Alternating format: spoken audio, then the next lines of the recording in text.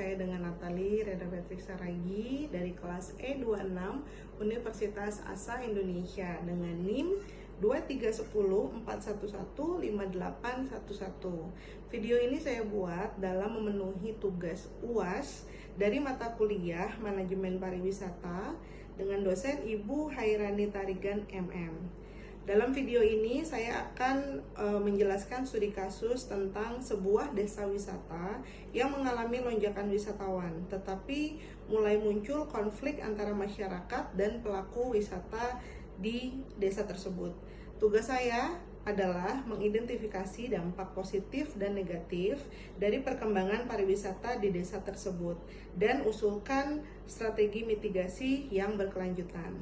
Dalam video ini saya akan memberikan contoh, yaitu desa wisata Dieng. Sesuai dengan pengalaman saya 4 tahun yang lalu datang ke desa wisata Dieng Wonosobo, gambar ini diambil oleh pemandu wisata lokal setempat yang mengarahkan saya ke tempat spot foto terbaik bagi warga setempat. Pemandu wisata lokal ini juga yang menggait saya ke tempat-tempat menarik lainnya.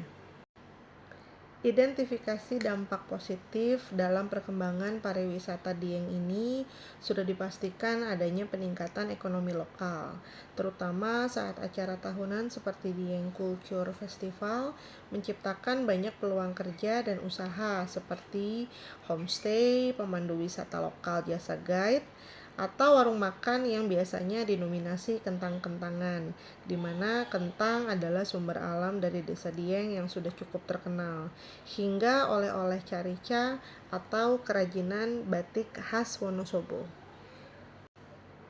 Pengembangan infrastruktur untuk mendukung kenyamanan wisatawan. Pemerintah dan swadaya masyarakat mulai memperbaiki akses jalan, memperluas jaringan listrik, penyediaan toilet umum, dan pembangunan spot wisata seperti Kawah Sikidang dan Telaga Warna.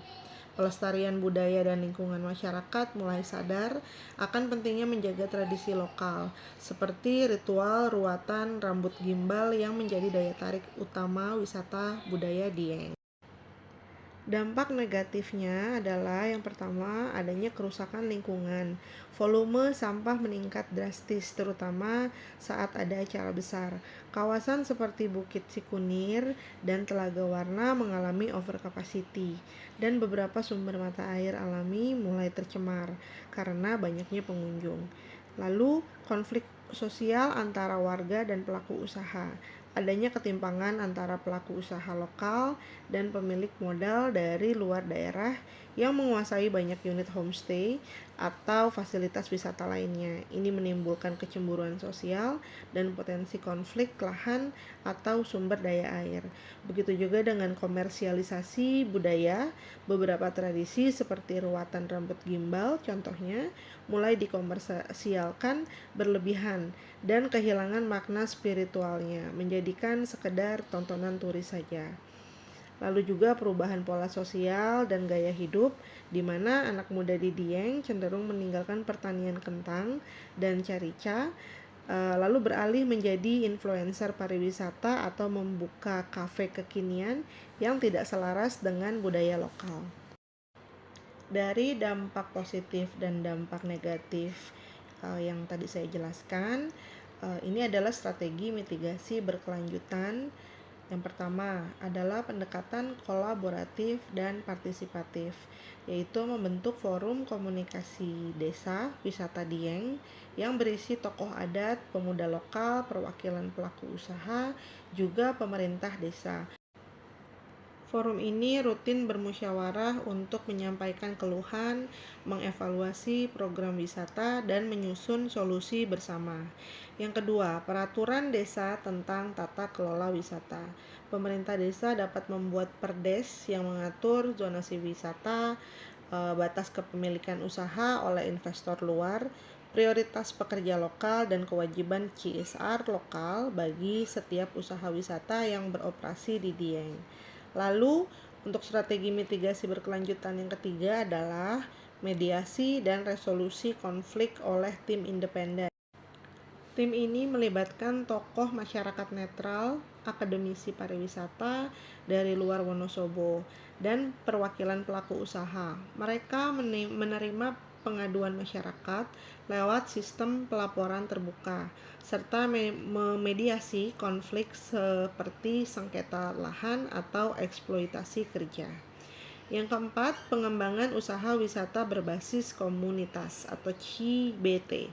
Homestay, kuliner, dan ekowisata sebaiknya dimiliki bersama oleh warga lewat koperasi, misalnya Koperasi Wisata Dieng Sejahtera, yang mengatur pembagian hasil usaha secara adil dan mewajibkan kerjasama dengan petani dan pengrajin lokal. Yang terakhir, strategi mitigasi berkelanjutan menurut saya adalah pemantauan dampak sosial dan lingkungan secara berkala, di mana survei rutin untuk mengukur kepuasan masyarakat dan wisatawan, audit tahunan tentang dampak sampah, air bersih, kemacetan, dan potensi konflik sosial. Hasil evaluasi dijadikan dasar untuk menyusun program tahun berikutnya. Kesimpulannya dari semua ini, pariwisata Dieng membawa dampak besar bagi masyarakat. Namun, tanpa pengelolaan yang adil, konflik antara warga dan pelaku usaha akan terus muncul. Oleh karena itu, diperlukan strategi berbasis keadilan sosial, partisipasi warga, dan keberlanjutan agar Dieng bukan hanya destinasi wisata populer, tapi juga desa mandiri dan sejahtera secara budaya, ekonomi, dan lingkungan. Sekian dan terima kasih.